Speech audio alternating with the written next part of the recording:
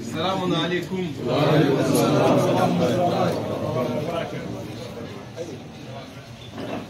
Ambe au foni kisi foli. Ambe au foni barka foli. Alaka yamaru konona na ako kanga to ka kisi nyine kata nyogo manini tugo yala. Ay nyogo yoro hal mununte ko en konona. Munu yerete ala ko la ko nayu ye nambe tema ula. Yubele ko jahili join. Fenombali mogo mun te fen kalama kana tema la chugo sila hanna be asiglembe abe ala neni na abe ka ala neni iba fo quoi parce que ata don fendombali na fora fendombali ibe son fembe ma bo tigla mogo nunu yere e mankante ka ubo ala ka kisi kono sabo ala ka masaya kono na aye aka nema boli ni bela jelen kono aye nema ni nunu bedo ayera ka nema kono do ko atoko do ye rahman ye jume kurubane nema tigi ko rahim nema kere len tigi donc o de koson aba fo ye korna sura muga ani duru ni boli ko suratul furkan aya bi woroni saba ko anga nyogon fo hal mununte fendo kango fo wa iza khatawa mujahiluna qalu salaman salam ma di jahilu ma yama ko nabe teme ula kanga salam duma naye alaja abika do mine ka naye ka do mine ebika inyebala mo ko munta ala ko ina de fen kala ma de afana bi se ka kunu na kunu na fora bana na ma kunu e ala yi yamaru muna iyo ke ka ban abana donc ala ka kisibe aw kele na beleje ni ko shahidu ye ulu ko yaro ulu ko ta ti se ka nya fo blé kisi tigu yere de ulu ye parce que ulu de koko ni kitabu Qur'anul Karim kitabun mubarak ni ma dalo boni kono ote sonde oko ko ala kira yafo oko de o wakati labana nyanga karam mogo bado de do kalam mogo te de kalam fate kalam mogo te kara mogo de do atora wajulu la abe akame ande ma ako ala kira ka kuma niya jate mena ko oye ken wa chen do ala kira ka kuma yo be ken ngabe na mun fo te ala kira ka kuma ko ala kira ya fo jien laba ma do be na soro adama aka manto chela ale ala kira ka kuma be fodoro ka be giri ka korna deta ka ba fo ko abe ani korna de che ku ba fo ko ala kira ka kuma ni ko otoyi ko ala ko di korna kono ko bo de fo ko wakati sira ko jenguli wakati sira parce que kono ayo ye mo ko jenguli ta machine parce que ale bolo amba aisha kala kali kuma ko de ala kira ka kuma ye kwa ni yo fo yo ba fo ko no ko abe ala ka kuma na yoro jume ko ku bo de fo ku bito kibita unno ko len sigile soro ko ni kornata ko ta son fo ba kasaro tiende do tiene do te son boyma kasaro ala ko lesuma ala shay'in hatta tuqimu tawrata wal injila wama unzila ilaykum min rabbikum afleni ko auto fusila ko akasaro tawrata kiri bi bolo ibo jo ko akasaro ko l'injila kiri bi bolo ebe o fona ya soro korna kiri bi bolo ebe o ko ni kitabu sabate ko lesuma ala shay'in auto fusila Quran surah ayat 2 dan ayat suratul Maidah. Okay. Boko ye ni de ba ala ka hakini mandama. Obe churu jamana ngona obe churu hal sigaira ta. balimakɛ dɔ bɛ ka an baro sisan a ko a ka denbaya kɔnɔ a taara sɔrɔ a yɛrɛ kɔrɔkɛ muso o sigilen bɛ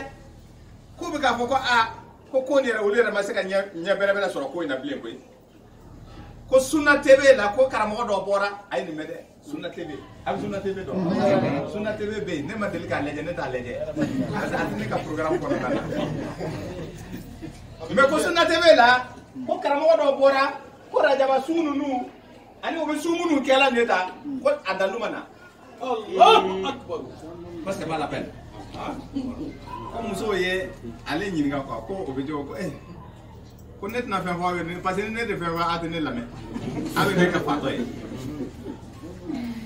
Buba kuma nin tɛ tiɲɛ ye wa ko sun de ka gɛlɛ a ma ko k'a tɛ fɛ ka sun don kan yɛrɛ mais taalen ɲɛ o yɛrɛ nana bɔ a kalama o yɛrɛ dalen bɛ mɔgɔ minnu na u ka télévision la ko dalu t'a la jɔn de y'i bila sun na sun fu la ta jɔn de ye nin bila karamɔgɔ kabako de don dɛ ala ka ɲangata ni ala ka ayaw bila k'a bɛ ɲangata k'a bɛ i ka ko gɛlɛya i bolo Kuran sura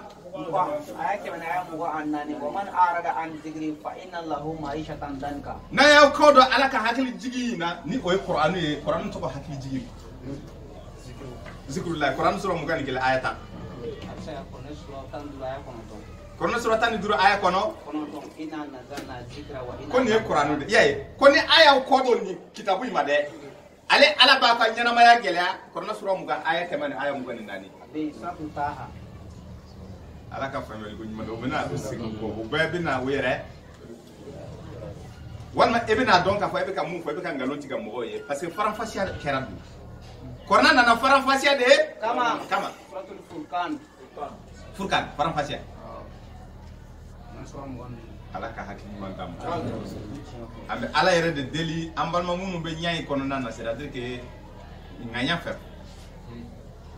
sigita ala de b'a dɔn ala ka o dusukun fiyɛ ka na Kuran ma kunuta ka kunu minnu bɛ fɛ ka to sinɔgɔ la u ka to u ka sinɔgɔ la an ba Kadija y'a lakali Seydina Umar y'a dɔn tan Seydina Aliyu y'a fɔ tan u ka to n'o ye parce que ala y'i kali ninnu si ma kuma ni cɛ gɛlɛnw tun don ni ala ka cɛ gɛlɛnw don k'u bɛɛ tun bɛ kira de nɔfɛ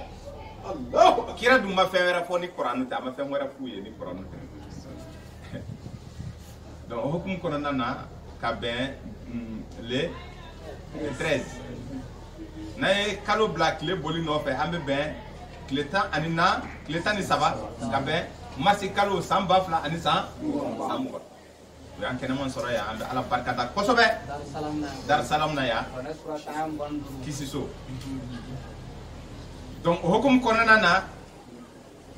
an bɛna kunnafoni dɔ di walasa ka sɔrɔ ka don tafsir kɔnɔna na an bɛna Kuran tafsir dɔɔni parce que an faamuna tafsir ma faut que an ka don Kuran duma in kɔnɔna na an ka tafsir kɛ parce que ni an ma tafsir olu tɛ se ka tafsir kɛ dɛ ni shahidu ma tafsir kɛ k'a di mɔgɔw ma haritatigi ninnu tɛ se ka Kuran tafsir kitabu tɛ dugukolo sanfɛ mun bɛ se ka Kuran tafsir f'a ka kɛ taw f'a ka kɛ li olu de bɛ ɲɔgɔn tafsir kɔ olu dama de bɛ ɲɔgɔn ka kumaw tiɲɛtigiya mais k'a fɔ kitabu sɛbɛnnen dɔnnibaa dɔw ka kitabu ko de bɛ Kuran walawala an ye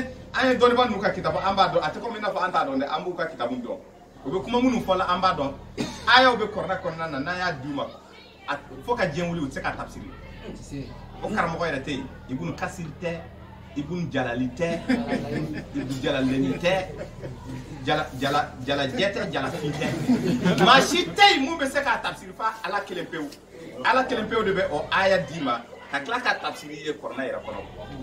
a ko Mamadu Lamini ne de bɛ Kuran jigi i kan a bɛ ka kalan i ye ko i k'i i bɛ ma to i ka a lamɛn ka ɲɛ ko Kuran ni tafsirili k'a bɛ anw a y'o fɔ yɔrɔ jumɛn Kuran sura 7 aya 10 ثم إن علينا لا تحرك به لسانك لتعجل به إن علينا جمعه وقرآنه ثم إن علينا بيانه سورة القيامة آية 10 ko a tafsiri ale ala de b'a de kira ma bon ala dun ma kuma Kuran kɔfɛ ala ka kuma tɛ yen ko Kuran kɔfɛ o tɛ tiɲɛ ye bon avec moi do foye ni ale ma tafsiri c'est ka tafsiri de o don baté ako kira ma ko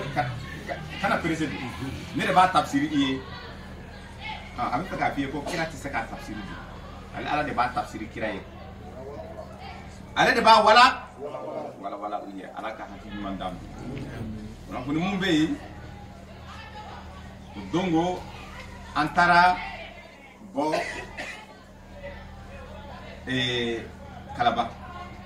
Kalaba n'était Kalabanko délégation Chadou ka délégation wula kataye ala ka sodo be ka jo uye ko obena jo ka di uma obe to o so kono na obe ala bato ke abara tumbe sena shahidu ba kalama donc antum tara anyeda soina duguma sonu bana duguma sonu ko oboke kalamblo ikra kalamblo bekay korna 7 be mogo fayo sura ni aya ko ka 7 doro mogo be na korna dursidu kiri dursi quoi kiri ne ko ni parce que eblara korna kala la wala se e ka kiri donc bon mogo sora la munu be kiri dima donc hal ni makala e be kiri ta direct be baraka na sura ni aya donc ni on a bili o be sanfela wuli ka kembi ni John de Bekaninke Musa Sako ka demba ya mogo de Bekaninke Musa Sako ye joye ala John tunde don a fatura mogo nyuma tunde don ningo mogo nyuma chodi tara ala nyini a fatura ala nyini yoro ndai maka mena doni abe san chamambo ale tara ka beta yefe atara ya amana donc akademba ya mogo olu de kera shahidu akacha ala fe ala ka ordre be fale ala ka ordre kono na exception bala akacha ala fe juguma be bo juguma na ka nyuma be bo nyu nyumana mais kale be toka nyuma fana bo juguma na abe juguma bo nyu okoro su be se ka su wolo nyanama be se ka nyanama wolo nyanama be bo su fana be se ka bo nyanama na galende baran sura bi saba ayatan konoto kale ala be nyanama bo su la be nyanama bo nyanama na abe su fana bo andela ka tafsir kaka andela ka tafsir kaka atina wa tafsiri kuma tamero de do donc olu ka mogo olu de bora bayna la seli kalama olu ko no hakikatan ninde do olu limanira donc Musa Sakoni antatola ye odo antarani kisi o kaso kono nana kisi mun ko fora ye suratu nur kono Quran sura mugani nani aya bi orane aya kele antarani kisi an botola an ye kisi blay ala ka duni barka obe nafolo mun ke ka ala ka soni jo an nafolo be boy yoro a clé be ala fe ako soro clé obe ale ala fe ayo foye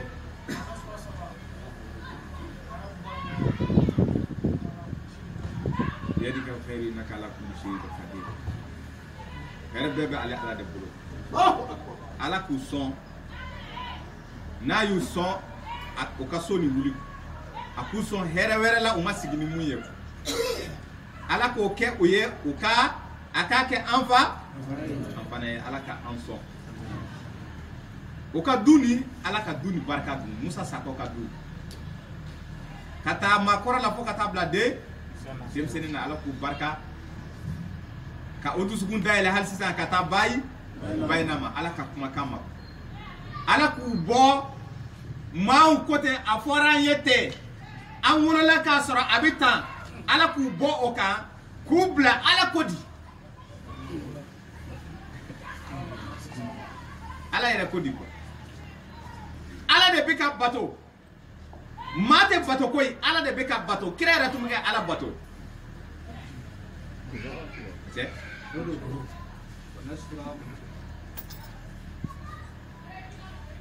ala kira bilara k'a ka yan so tigi ba ka so tigi k'a k'o de bato a ma fɔ wa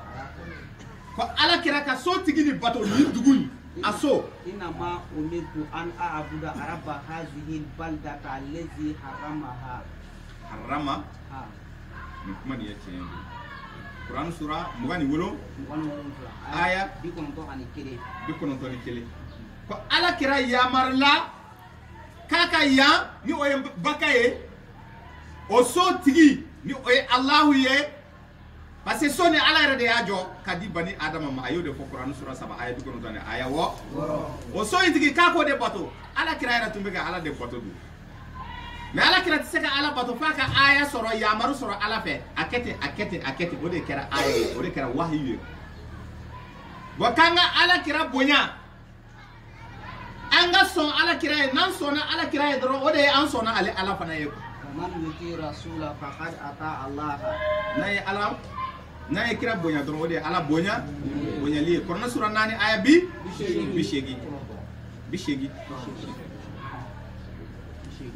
kɔrɔfɔ bɛ ka faamu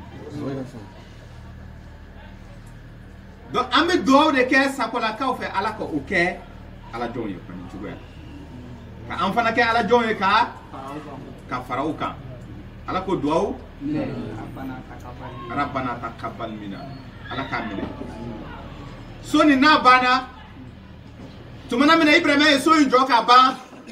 o sɔrɔla ka dugawu kɛ ni so in banna an bɛ taa an bɛ dugawu kɛ an b'a fɔ ala ka sɔn so nin ye parce que so caman jɔra ala ye mais ala bannen don o so min na a b'o so dɔn wa o ye so jɔ ka cɛ ni muso ka fɔ o so kɔnɔ o bɛ ala bato ala ko ayi dɛ i b'a fɔ ko musow ka to u ka so kɔnɔna na Kuranɛ sura 33 aya 33 wa karna fi buyutikunna fala tabarrujna tabarruja jahiliyatil ula wa aqimna salata wa atina zakata wa atina Allah wa rasulahu inma yuridu Allah li yuzhiba ankum rijsa ahlal bayti wa yutahhirakum tathiran a kɔni jɛnyɛna dɛ Keita a ko bala kira k'a k'a fɔ a muso ye k'u kana kɛ jahili muso ɲɔgɔnna ye u ka sabati u ka sow kɔnɔ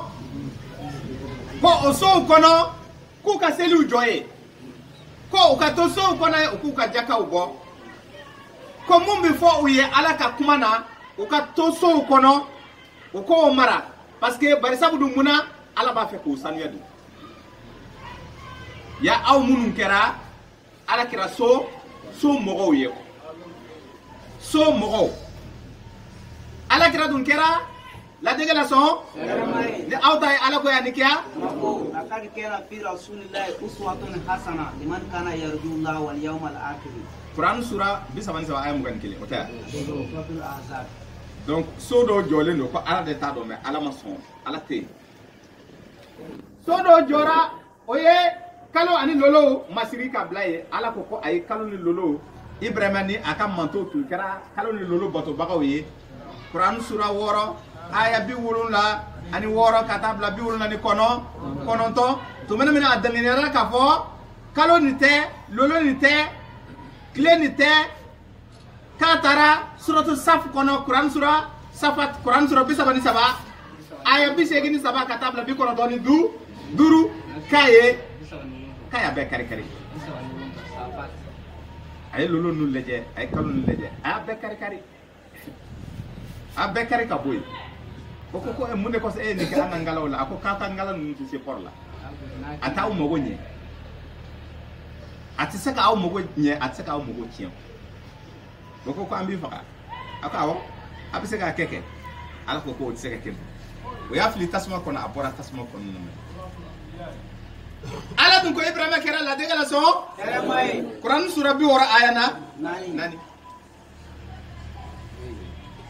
ayi ala ka so jɔ a tilara ka taa kalo ni lolo bila ye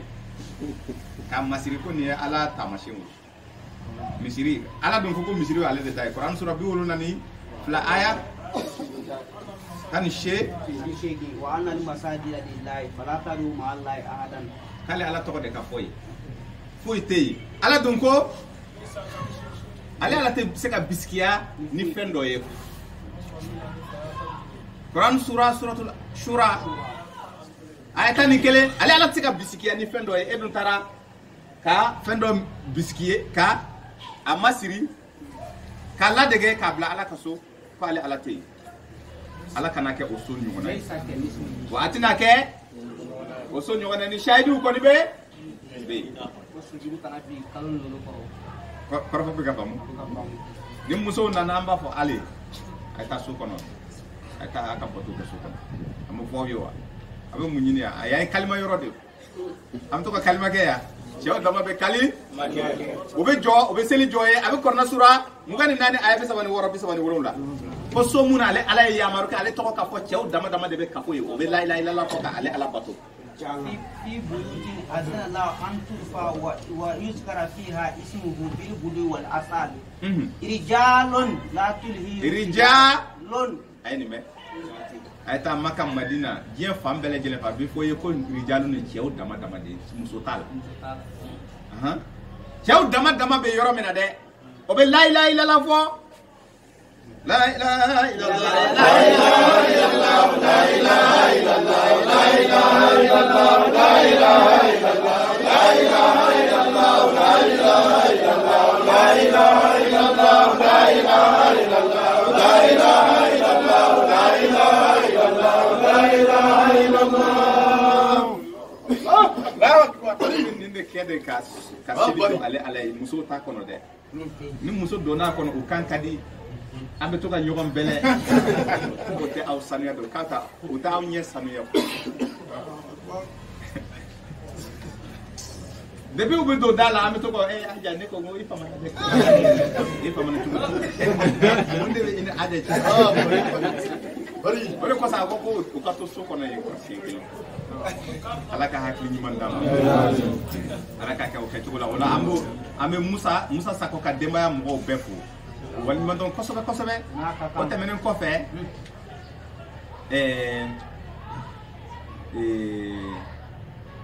anga shahidu munumbe bako fe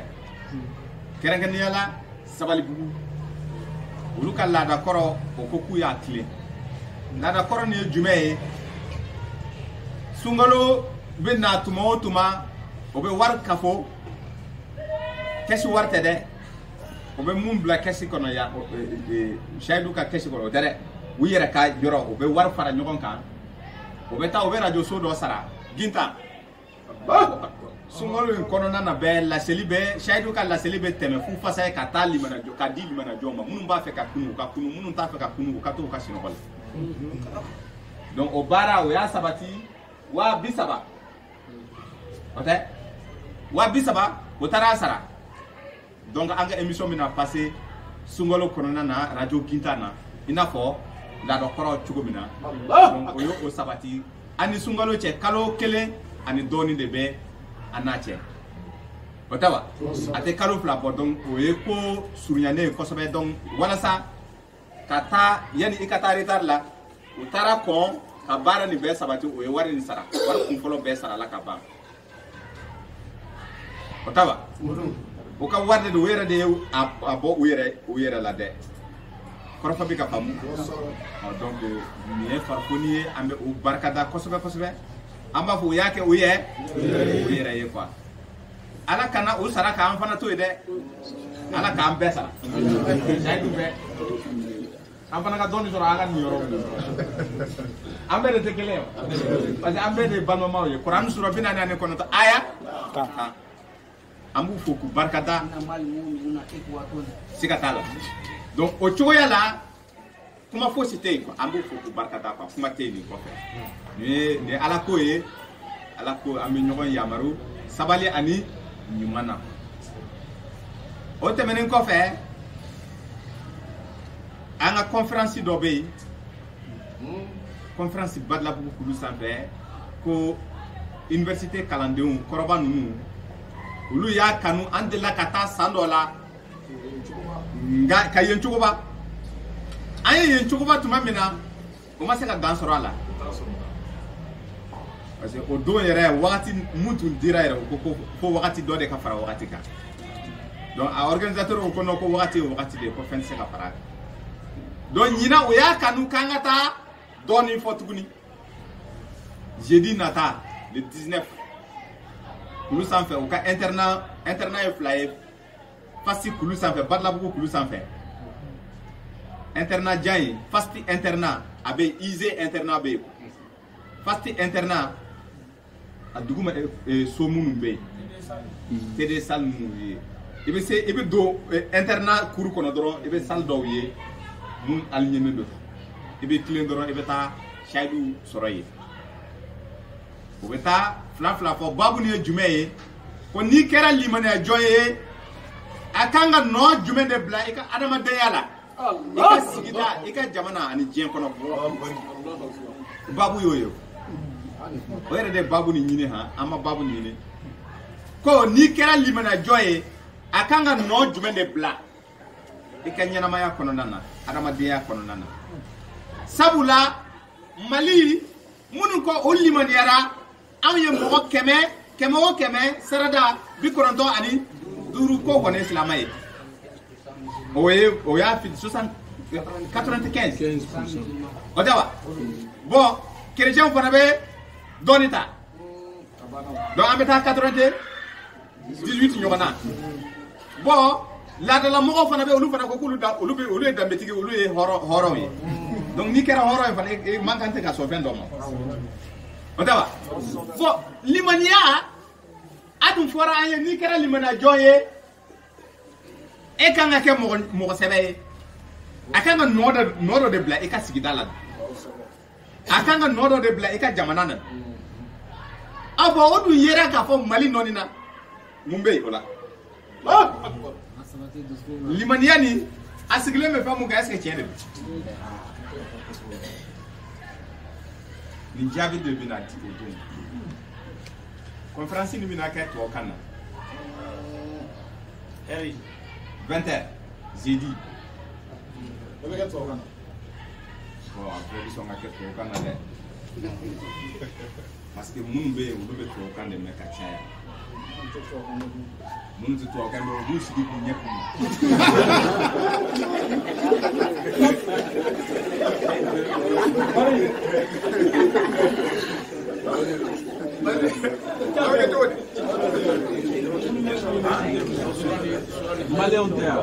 voilà parce que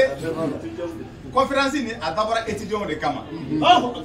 étudiants olu bɛ yen kalan de la u ka sow bɛ yen u ka sisow bɛ yen u ka ko bɛɛ bɛ kɛ yen bon denmisɛnninw de don a ka ca Ala fɛ a caman bɛ na Ala ko faamu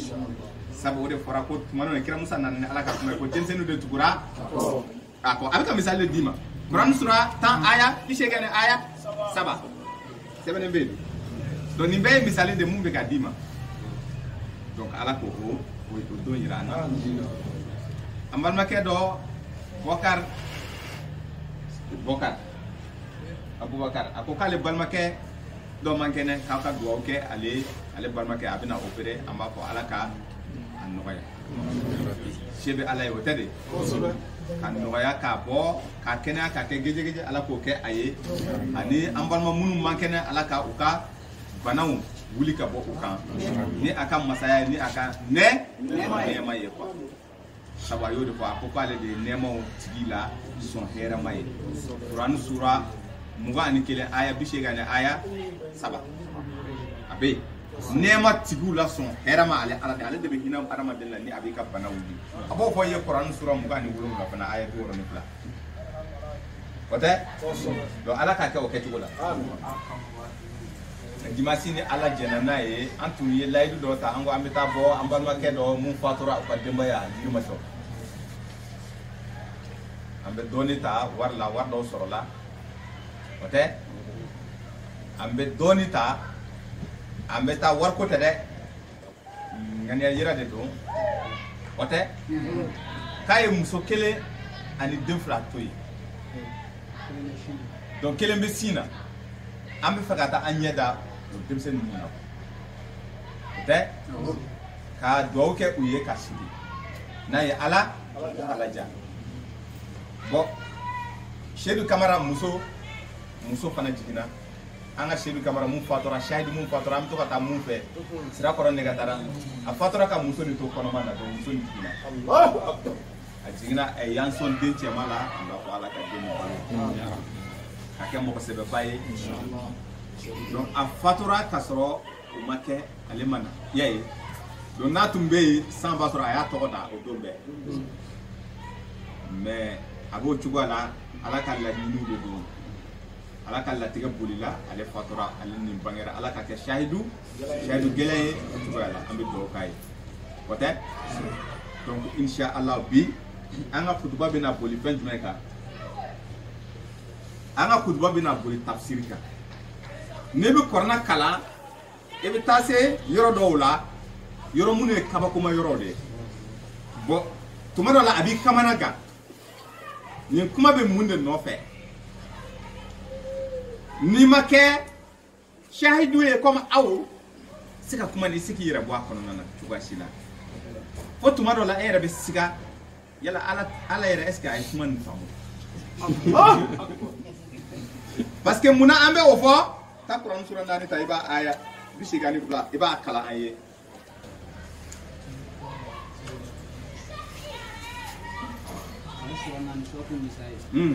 afala yatadabbaruna al-Qur'ana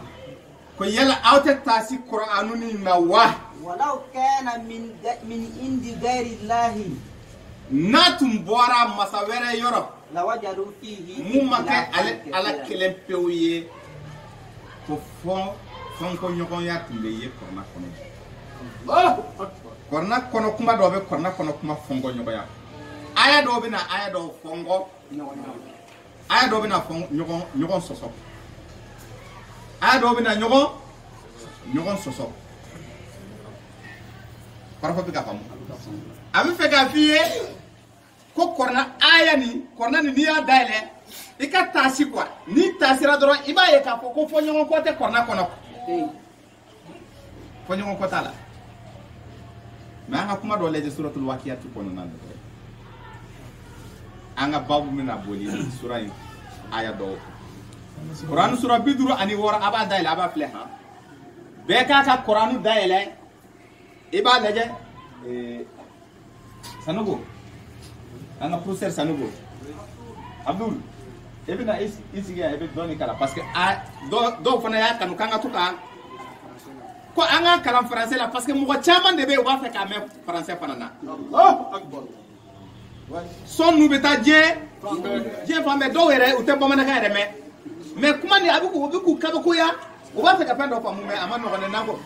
k'an bɛ taa n'a ye bamanankan na arabukan na tubabukan na a bɛ wagati ta dɛ na e bɛ Kuranu suratul Waqi'a ta ni ye suratul Waqi'a ta i b'a a aya 13 14 suratul Waqi'a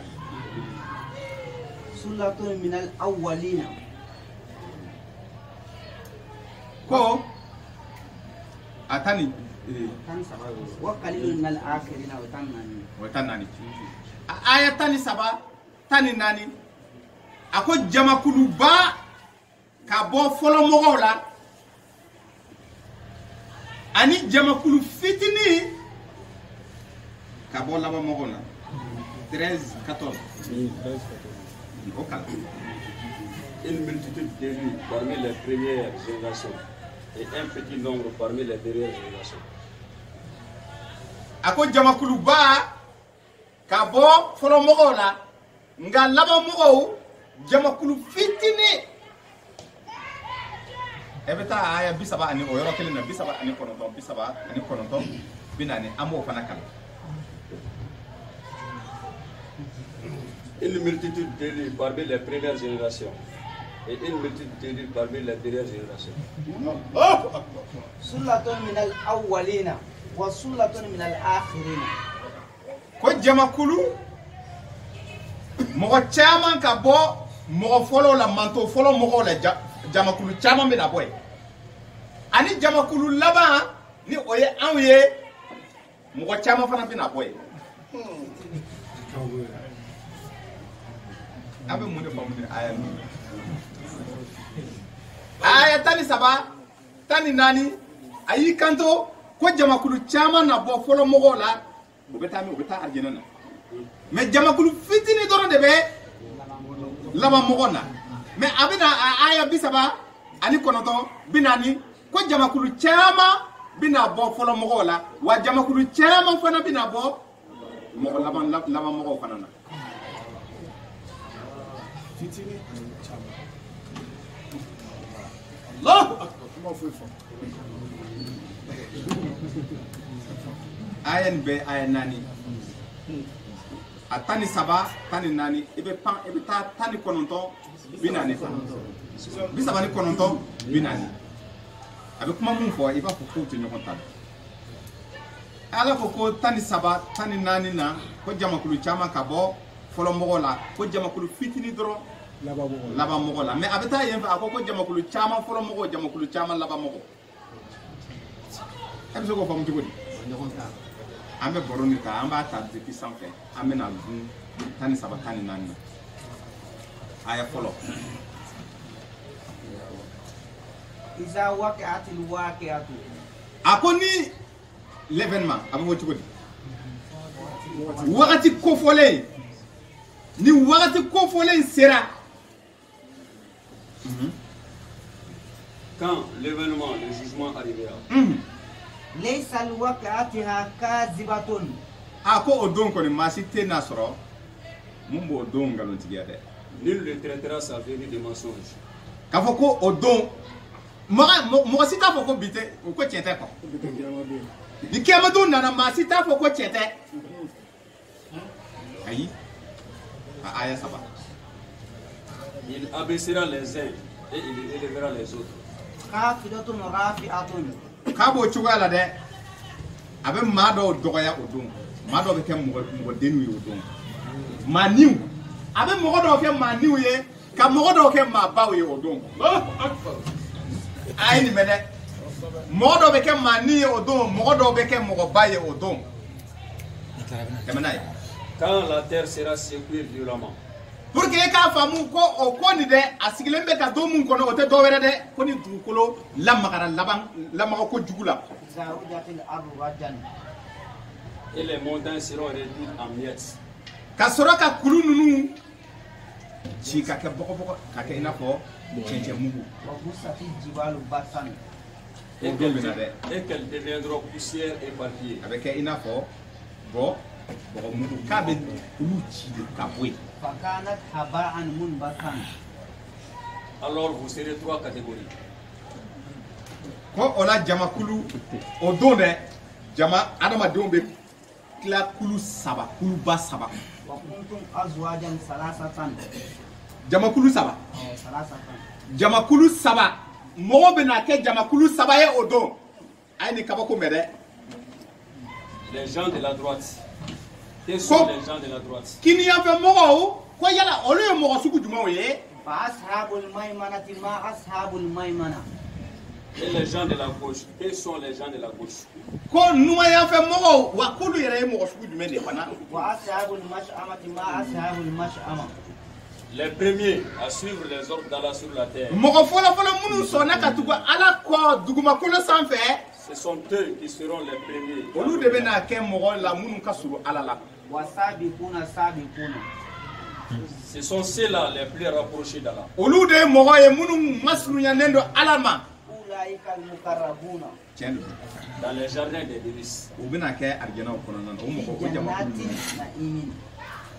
Une multitude d'élus parmi les premières générations. ko wa mogo munu bena o arjana kono de ay ni mede ko mogo munu bena do o arjana kono ko jamakulu chama na ye folo mogo nunu na nga jamakulu fitini doro de bena ye laba mogo nunu na o arjana kono kullatun minal awwalina wa qalilun minal akhirin Et un petit nombre parmi les dernières générations. donc abe soro ka taa bisaba ani kononto binani abe soro ka fɔ ko tuguni ko jamakulu chama na ye folo mogo la wa jamakulu chama fana na ye laba mogo la a be ki kono ko a bo kuma ntiga famu kuma me ka fɔ ɲɔgɔn kɔ kuma in tɛ ka fɔ ɲɔgɔn kɔ dɛ k'i ka taa se ko kuma in tɛ fɔ ɲɔgɔn kɔ ale ala ka kuma kɔnɔna na fɔ ɲɔgɔn kɔ t'a kɔnɔ afala yatadabbaruna al-Qur'an k'aw tɛ taa se kuran na walau kana min ghairi indillahi lawajadu fihi a ko jamakulu saba a aya wolonwula ko jamakulu na tilan ka kɛ saba ye a sɔrɔla k'a fɔ kiniyanfɛ mɔgɔw k'olu ye jɔnw ye numayanfɛ mɔgɔw k'olu ye jɔnw ye ko jamakulu na taa kini fɛ dɔw na taa numan fɛ mais a ma sabanan nin fɔ bilen i bɛ kɔrɔna nin bɛɛ kalan k'a ban o yɔrɔ la sura in bɛɛ kalan sabanan in bɛ taa min parce que a dun ko saba de don jamakulu na kɛ saba ye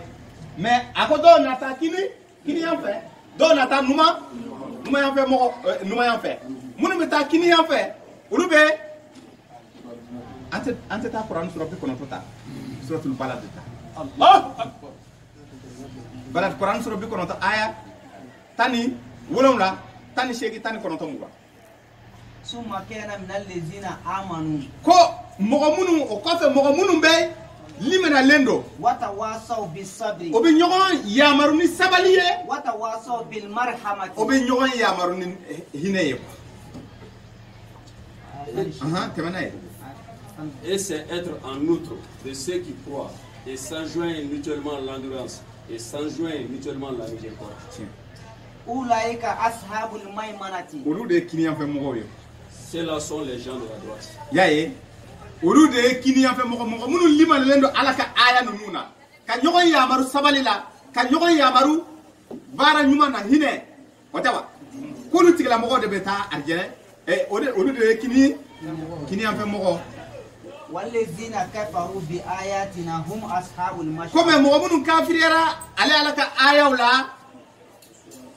olu tigilamɔgɔ olu de ye numayanfɛ mɔgɔw ye Alors que ceux qui ne croient pas en nos versets sont les gens de la gauche. wa ko na to na do ja Le feu se refermera sur eux. olu de ye jahanama mɔgɔ donc kiniyanfɛ mɔgɔ o ye narun musarafun kiniyanfɛ mɔgɔ o ye arijɛnɛ kɔnɔdenw ye numayanfɛ mɔgɔ o ye jahanama kɔnɔdenw ye mais ala dun ko a ma suratul waqiya kɔnɔna na aya wolonwula ko kulu groupe bɛna kɛ saba ye jamakulu na kɛ saba ye a ye fila ta yɔrɔ ye mais sabanan nin ma fɔ sabanan nin ye jɔnw ye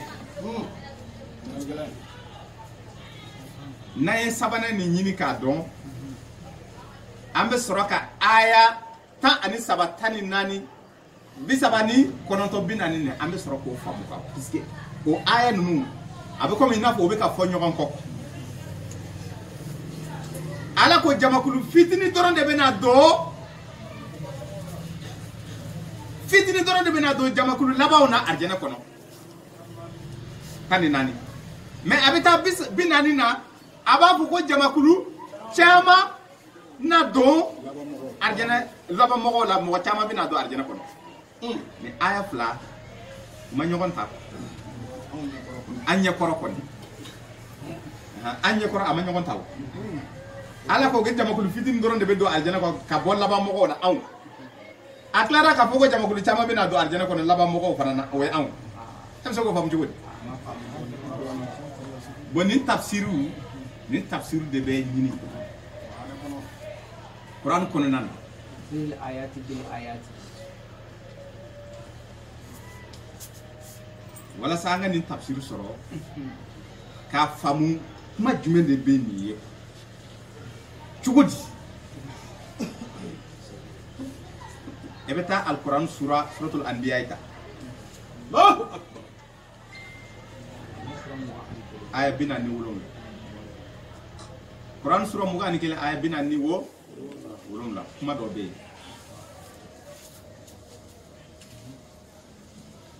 ni mun y'a sɔrɔ dɔrɔn a bɛ tɛmɛ n'a ye wa nad'ul mawazin al-qista yawm al-qiyamati ko kiyama don jɔ kɛnɛ don ko balansi bɛna sigi de adamadenw ye balansi bɛ sigi dɛ ko balansi bɛ sigi balansi mun a da kɛ ɲɛnen don dɛ wala tuzlam nafsun shay'an bin ti kɛ ni kan k'a fɔ ale ala bɛna bin ni dɔ kan ayi dɛ ko balansi bɛna sabati وإن كان مثقال حبة من خردل أتينا avec comme ka bara ni tamaro kise tamaro fere fen fitini mumbe akono tawa o nyogona abe yoro ika bara la abebina ale ala ba benati وكفى بنا حاسبين sabu ale ala nyogona tey mumbe se ka jate fese ale ala be jate don kodu ote akala. Au jour de la résurrection, nous placerons les balances exactes. Nulle âme ne sera lésée en rien, fût-ce du poids d'un grain de moutarde, et nous ferons venir. Nous suffisons largement pour dresser les comptes. Oh, aye ni kuma me ka famo. Ni balance bi sigi, balance bi dumina sigi. Abita suratul mu'minta. Aya kemane aya kele. وفإذا نفخ في الصور Koni buru fiera. فلا أنساب بينهم يومئذ ولا يتساءلون. Ko balance bi na sigi. Ama fo. Ko munun ka balance bi na giriya. فمن ثقلت موازينه فأولئك هم المفلحون. Ko o tigla mogo de mogo munun kisira. Mogo munun ka balance na giriya. Akoni buru fiera. Balance bi bena sigi du. Ni buru fiera balance bi sigi. Ni be Quran sura muga ani saba aya kemane aya kele aya kemane aya fla aya kemane aya saba. Puis quand on soufflera dans la trompe, il n'y aura plus de parenté entre eux. Ce jour-là, ils ne se poseront pas de questions. Ceux dont la balance est lourde seront les bienheureux.